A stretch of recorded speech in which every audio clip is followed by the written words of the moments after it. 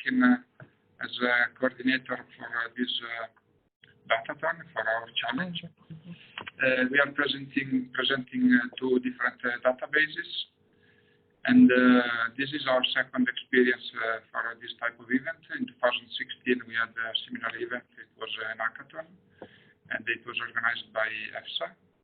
We are happy to join this competition this year, and I will give the floor to my colleague Davide Arcella, who will introduce the first database and a brief introduction about EFSA.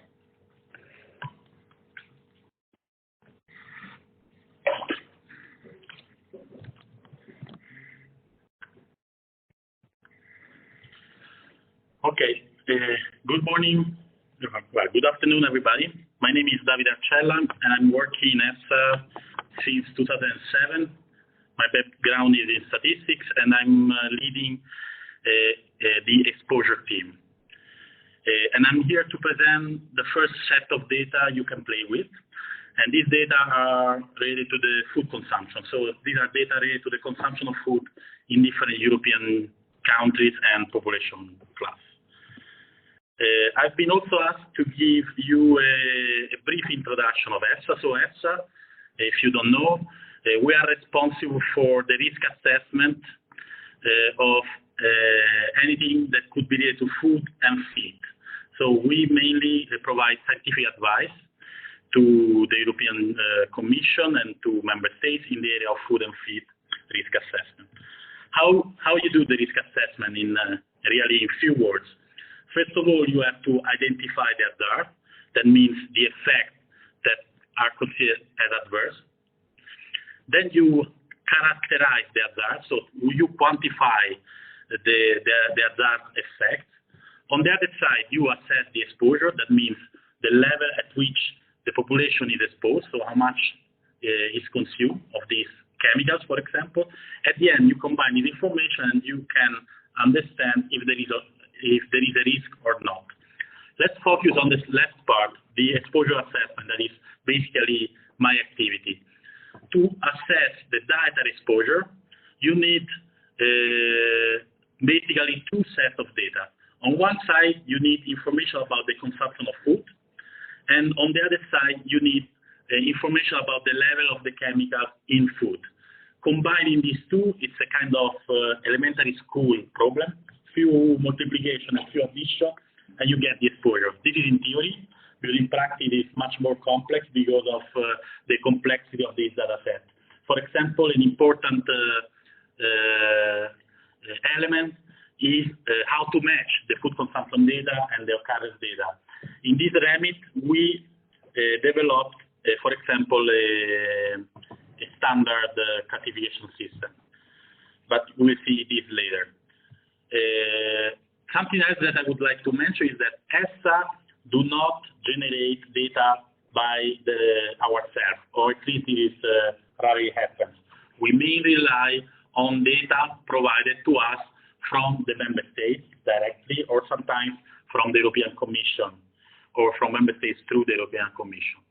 We also collect data from the industry, consumer association, university. So basically, we gather at EFSA a huge amount of information. This is the reason why in the latest years we invested a lot in standardization and harmonization, because you can imagine receiving all this data from all these different organizations was at the beginning really complex. So we really developed standard protocols, compatible systems, coordinated approach to make the best use of all this information that were gathered at EFSA. One example is what I was mentioning you before, is a system called FoodX2 that is basically a standard system for describing the food. I'm not going in detail on this, but this is the system that is used in EFSA to describe the food gathered in the food consumption database. So going back to the food consumption database, how these data are collected. Basically, the data that are collected at EFSA, well, there are many different ways to collect food consumption data, but those that are in the interest of EFSA are those coming from dietary surveys, carried out with a 24-hour recall or a food diary. 24-hour recall, basically interviewers ask to the subject to recall what they consumed the day before, sorry. So it's a kind of interview.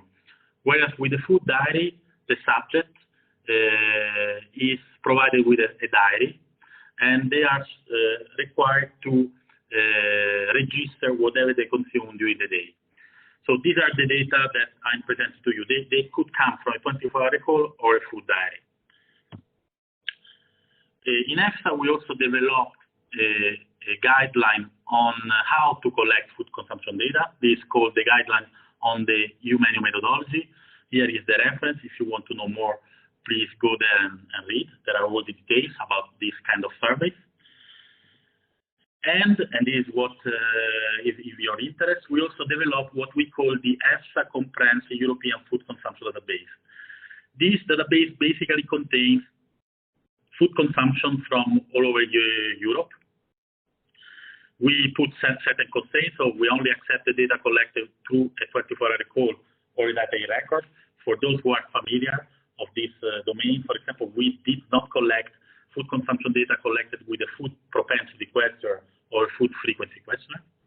We only collected data at individual level, so for each subject we know what they consume.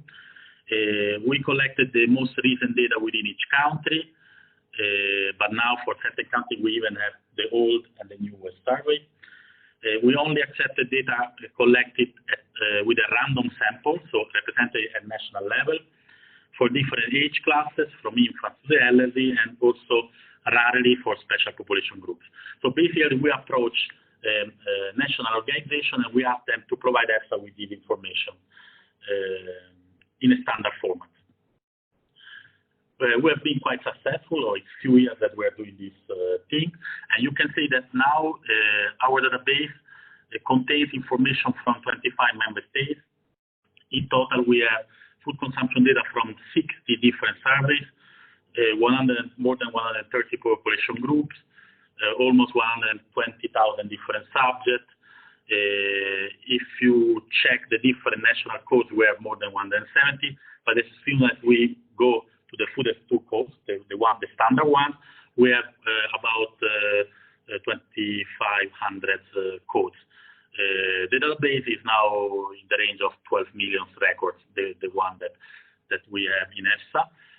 The last update has been carried out in April 2018. Here is the breakdown in population groups. As you can see, we covered quite well the adult population. We have 23 surveys from 23 countries with more than 1 day. Whereas, for example, for infant and toddler, there is still some work to be done, not because the data are not in EFSA, but this data in certain countries do not exist at all. So we are, with another project, we are also promoting the collection of new data, especially in these population groups. We are not the owner of this data, so we are not in the position to publish the raw data, so the data at individual level, but we try to publish as much information as possible. On the EFSA website, you will find summary food consumption statistics per country, survey, population age group, and for each of the 7 levels of the food X2 group, we publish the data for the total population and consumers only, chronic and acute, in gram per day, and in gram per kilogram body weight per day. So we really have tried to publish as much as possible, even if we were not in the position to publish the raw data. And this is actually the database that you will be challenged with. Also, just for your information, you know that EFSA is fully engaged in promoting the access and reuse of innovation in the context of innovation. And something that I would like to present you is also, there is some echo, some turning on the, okay. These data, the food consumption that I just presented you, are also at the basis of 2 tools that that we developed for exposure assessment. One is called the Food Additive Intake Model, in short FAIM, and the other is called Feed Additive Consumer Exposure, in short FAIM. And these are very innovative tools that allow any kind of users. The target was risk assessor or applicant, but also risk manager, but everybody can use them, to assess exposure using the raw individual food consumption data. I invite you to have a look. They are published on the website. There are more information there. If I still have a couple of minutes, I would like to show you, but this is already there, the data on the web. So basically, so here is the web page of the EFSA Comprehensive European Food Consumption Update. You have here information about FoodX2. Survey details, if you open this dashboard, you will find information, methodological information on each single survey included. Whereas here, the level 1, 2, 3, you have all the consumption data for each of the 7 levels of the FoodX classification. For example, let's open the level 3 as an example. Hoping that it will be fast, but it should be very fast. You will see now, okay. So you will see these 4 tables. This is in gram day consumed only, gram day all subjects, gram day per kilo body weight consumed only, gram day per kilo body weight all subjects, and then the same you have for acute. This is chronic. So here you can choose chronic and acute. You can enlarge one table and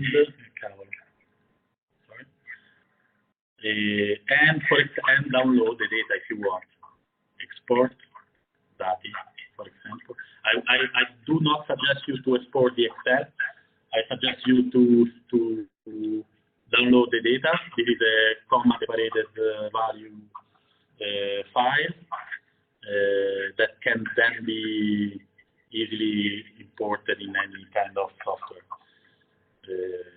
I will show you quickly if you want. Basically, you can, so here you are to import, you just go here, for example, data, test to column, delimited, comma, finish, and then it's the Excel file. So that's all from my side. I don't know if we continue with Jean-Loup or with questions. So if you have questions, I'm ready to answer. I'm wondering what can be done for the participants, or what are the real open questions for you which you don't have the time to ask really?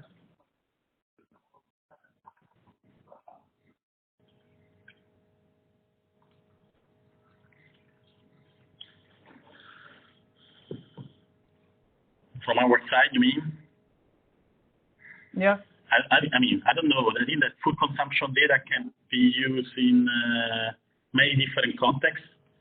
For example, I mean, still, if there are some brilliant ideas on how to use them to assess exposure, different from what we have already done, could be one. But food consumption data can be used also in the context of nutrition or anything related to dietary patterns, health.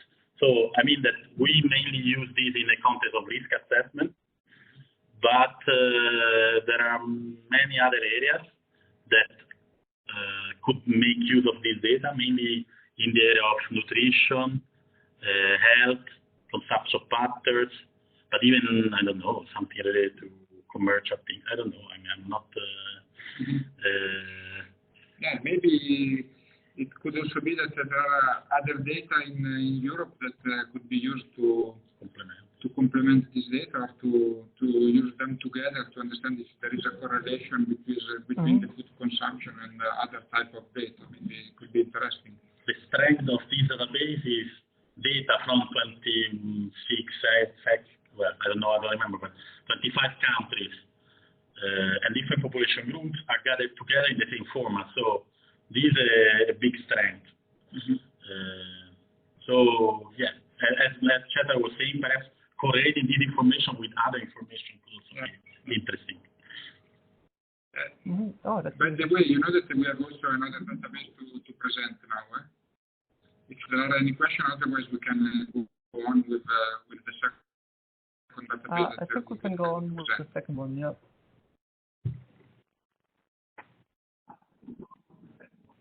Okay. So for the second part, Jean-Loup Dorn, our colleague, will present the OpenFoodTox database. And just to let you know that here with us, there is also Donna, our colleague, Donna Lucas from procurement. If there are any questions related to the procedure, Donna is here to reply. Now I give the floor to Jean-Loup. Good afternoon. Can you hear me? Yes. Okay, so my name is Jean-Loup Dorn. I've been working in EFSA since 2006, and I've mostly worked on toxicological aspects of the food safety and food and feed safety area. And here I'm going to present you the OpenFoodTox, which is EFSA's chemical hazards database. So a bit like what Davide did, I'd like to contextualize in relation to what Davide presented, the risk assessment pillars. So Davide presented exposure assessment, which is combining occurrence data with consumption data, and he presented the food consumption database. Now, when we do hazard assessment, what we're trying to do is to find the dose of a chemical that is not toxic for an organism we want to protect, like human beings, or it can be farm animals, companion animals like cats and dogs, or the environment like bees, earthworms, or shrimps in the water systems. And then by comparing the exposure and the safe level, you can characterize the risk. If your exposure is higher than the safe level, then you're at risk. If the exposure is lower, then you're potentially not at risk, or the risk is, say, much more unlikely.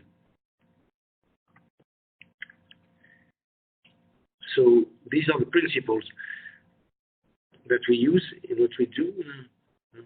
Strange. Okay. So what does this hazard database contain? So basically, it's a catalog of all the summaries of the EFSA risk assessment, where we have compiled those safe levels for all the chemicals with basically risk assessed. So contaminants for human and animal health, vitamins and minerals, food additives, nutrient sources, food contact materials, flavorings, feed additives, and pesticides. For the remaining two feed additives and pesticides, we're looking at human health, animal health, but also the ecological part. For EFSA, it's an easy reference, and it can help us in a crisis if we need to assess or to reassess a chemical we've assessed in the past, because here we can search the data easily and find the data for that very compound.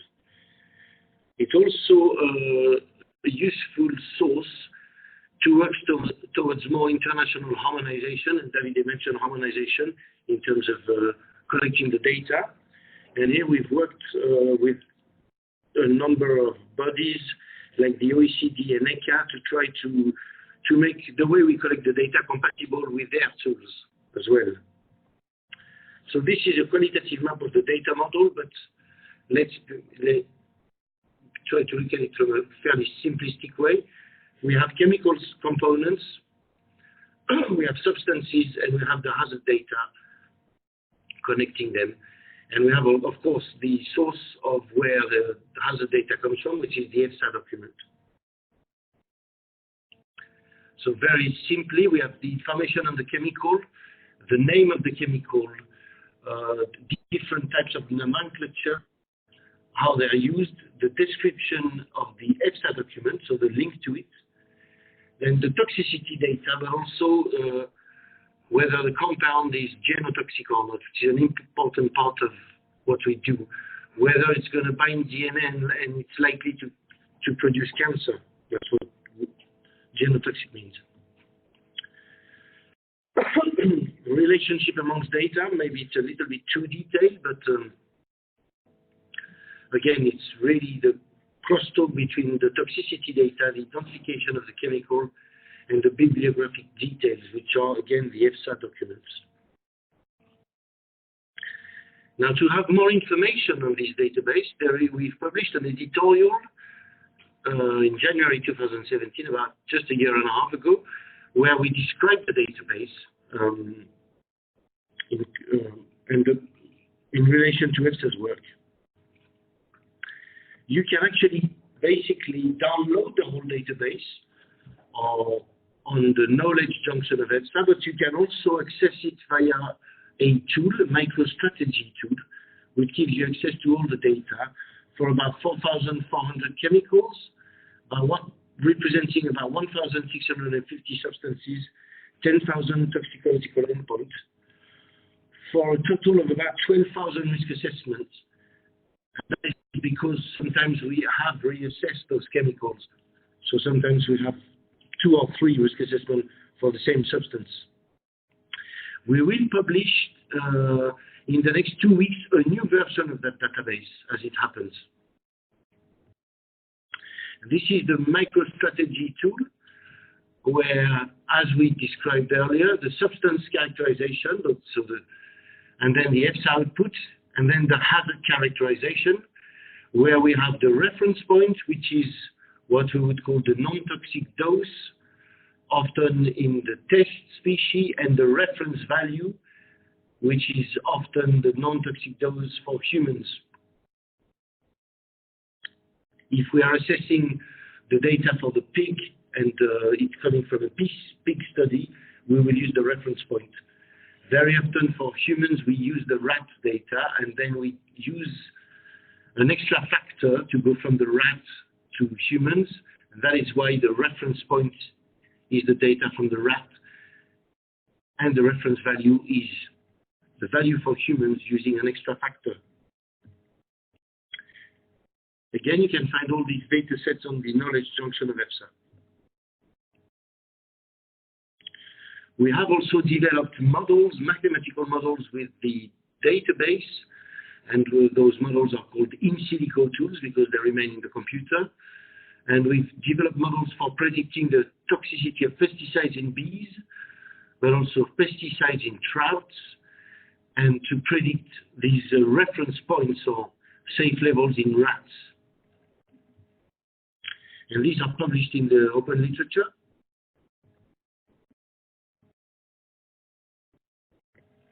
Okay, now we are looking at the future of this database. And the whole point of the data is, of course, to always have the EFSA data on toxicity of substances available. But what we want to do is also to collect new properties, such as what we call physicochemical properties, how soluble the chemicals is in the water, and so on. But also toxicokinetic data, how do they accumulate or persist in the environment, and maybe also some of the summary exposure data, which is useful. And that will help us to design new templates, but also what we would like to do is to now link this database with in silico models to basically present published values from the EFSA risk assessment, but also predicted values from those in silico models. And I think that's it for me. So in summary, this database is basically a collection of all the toxicity data EFSA has used for the risk assessment.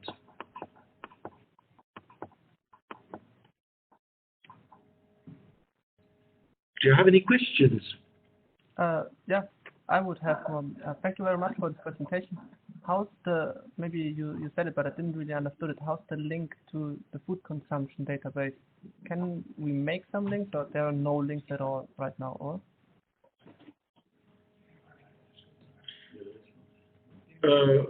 Well, maybe I'll let Davide answer. Well, from the perspective of the toxicity, so Davide explained that exposure is calculated by multiplying the consumption with how much of the chemical there is in food, which is the occurrence. And then for the risk assessment, we compare the toxicity with the exposure. So here there is one missing data set, and it's the occurrence, so how much of the chemical is present. But you could think of linking that with theoretical scenarios, taking fractions of the reference value of the chemical. And Davide, yeah, I mean, this is correct. So the consumption data are on the basis to assess the exposure, and in my presentation you have seen that there are already tools to do that, and the exposure is then compared with the toxicological reference values presented by Jean-Luc. So there is a link. Something has already been done. It's your task now to see if there is something else that could be done. So as far as we see, you can take this challenge using both data sets, but you can also decide to use one or the other in different contexts. We try to make it as much open as possible. So there is a link, but you are not forced to use both. Okay, thank you. One other question. Do you know or are you aware of databases similar to that one in national portals or in other supranational organizations like OECD, UN or something? But I could imagine to link those together could also be really interesting. So when it comes to the hazard database, the OECD has a very, very large database, which is a collection of national databases and international databases, and it's called the OECD eChem portal. And from this portal, you can search toxicity data for chemicals, and the search will link you to all the national database from Japan, from France, from Germany, from EFSA also. Excuse me. And the US EPA also has its own database. But again, the eChem portal would be the entry portal to any international hazards database, I would say. Okay. That could be really an interesting challenge. Yeah. Well, with respect to the consumption data, of course, I mean, there are the national ones, but very few countries publish the same level of detail we do.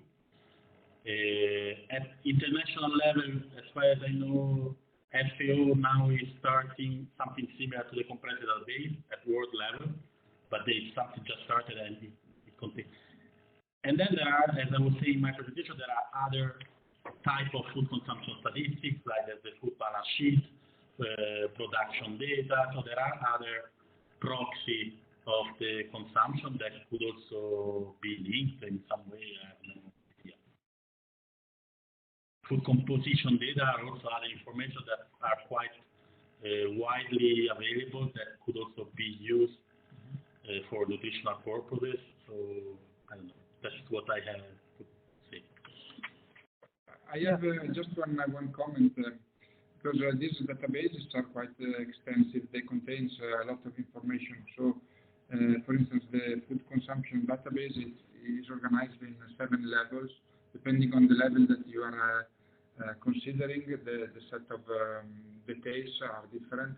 We start with a very high level from level 1, and then going deeper, you go to the really specific substances, specific food, like, I don't know, red wine produced in Tuscany, etc. And so what I would suggest is to concentrate maybe on some data, because it would be difficult to use all the database, all the data sets. And the same also for the OpenFoodTox. What I would suggest is to concentrate on the reference points and reference values, because there are also other data. Okay, maybe there are other data that could be interesting, like for the chemical characterizations, the study of the endpoints, etc. You can find all of them online. Maybe we can, afterwards, I think we will share the presentations. And of course, we are here to get some ideas, and we are open then to discuss further these ideas, maybe in a second phase with the participants. I don't know if there are any other questions.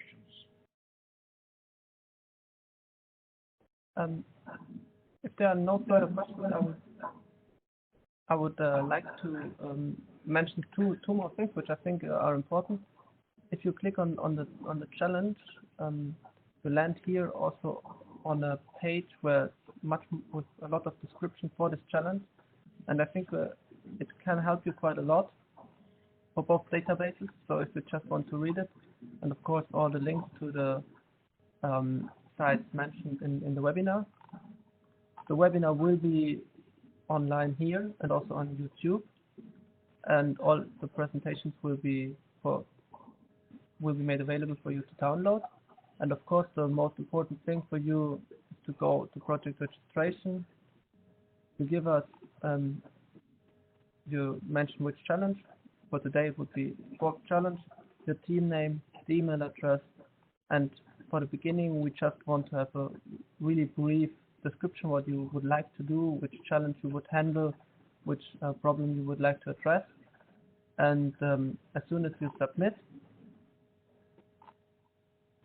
you have time until the 15th of July, and 2 weeks later you will be notified if you are shortlisted or not, and then you have quite a lot of time to develop the app in more detail, and then you will be invited for the final event on the 2nd of October.